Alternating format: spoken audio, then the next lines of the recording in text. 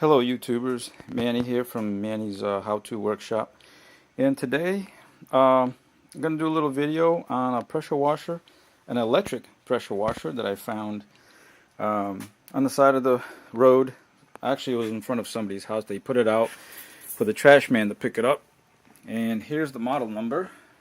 It's a Task Force 2000 Max PSI electric pressure washer, and what I did was I brought it home and took it all apart to try to find out what was wrong with it. And basically some of the seals was looking a little ragged. The oil in the pump was old and black, and there was some seepage and leakage up by the motor, so I cleaned all that up, and I actually went ahead and kind of upgraded the wheel. That's my gas pressure washer that's out of commission right now. Working on that also, trying to figure out why it won't start. But anyway, so what I did was for the tires, and let me go ahead and flip this over so you can get a better look. See? There we go. Okay. All right. So basically, as you can see on the wheels, they were more like recessed in over the louver there.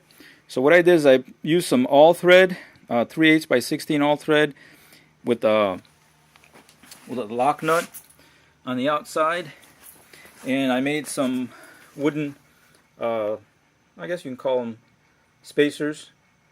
Basically what those do is keep the wheel from sliding too far out or in, but it spins pretty good, so it makes it easier for rolling on the floor.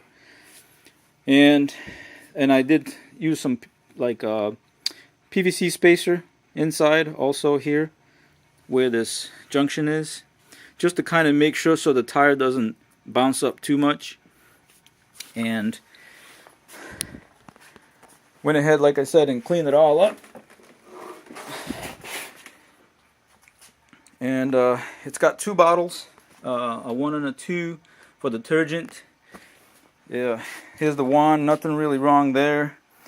The hose is in good shape, except here there's a little tear on this joint where it's supposed to keep it from, twisting too much.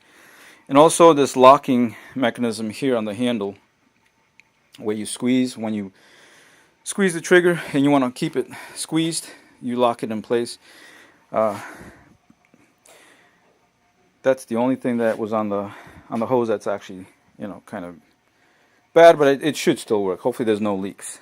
So basically what I wanted to do is hook it up to the hose outside and then test it for the first time after I cleaned it all up inside and out to see if it works. And that's what I'm going to do next. Alright, pardon the lighting because I'm outside and it's dark.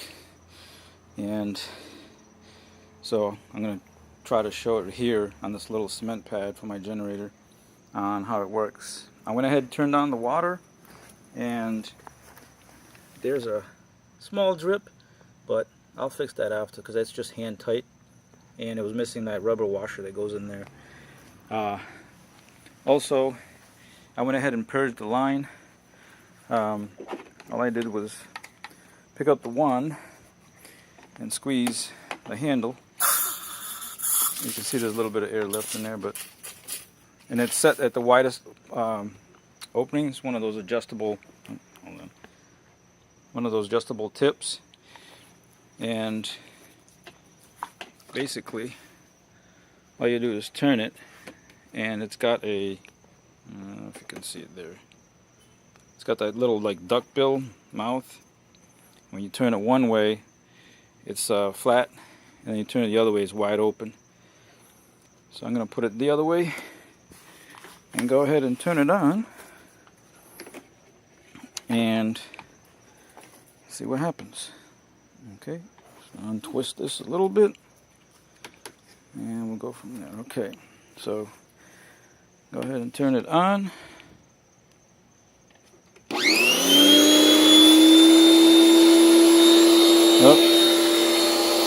Well, that's no good.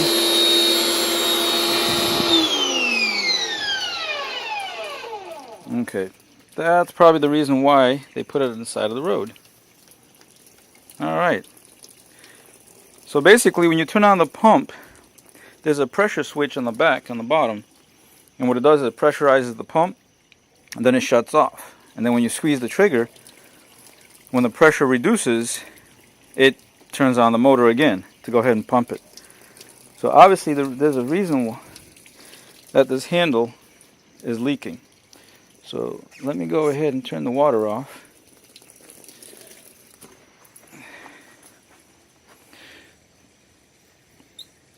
Because right now it's just bypassing the handle. Alright, so I guess there'll be a second part to this video. Well, first try was a fail, but in the next video I'm going to go ahead and show you how I took it apart. Let me get away from the light there, it's a little bright. And find out what the problem was. Alright, tune in for part 2.